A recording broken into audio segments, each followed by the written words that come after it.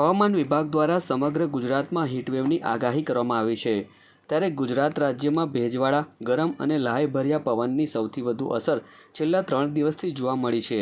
ગુજરાત રાજ્યના 11 શહેરોમાં એક બાજુ 42 ડિગ્રી પાર ગરમી રહી હતી, તો બીજી બાજુ 7 શહેરોની રાત સૌથી ગરમ રહી હતી। 45.5 ડિગ્રી સાથે રાજ્યનું સૌથી ગરમ શહેર રહેનાર સુરેન્દ્રનગરની રાત ઇતિહાસની સૌથી ગરમ રાત રહી હતી।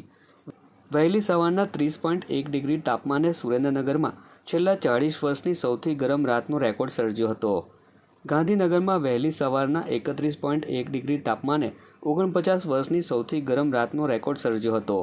29.4 ડિગ્રી સાથે સુરતના 136 વર્ષના ઇતિહાસમાં 7મી સૌથી ગરમ રાત રહી હતી। 136 વર્ષના ઇતિહાસમાં સુરતમાં ગત તારીખ 16 મે 2010માં 30.8 ડિગ્રી સૌથી ગરમ રાતનો રેકોર્ડ છે। દેશના ઉત્તર પશ્ચિમના મોટાભાગના વિસ્તારોમાં કાળઝાળ ગરમી યથાવત રહેતા તાપમાનનો પારો અનેક જગ્યાએ 45 ડિગ્રીને આંબી ગયો છે। મધ્યપ્રદેશ અને ગુજરાતમાં પણ હીટવેવનો કહેર વર્તાયો છે।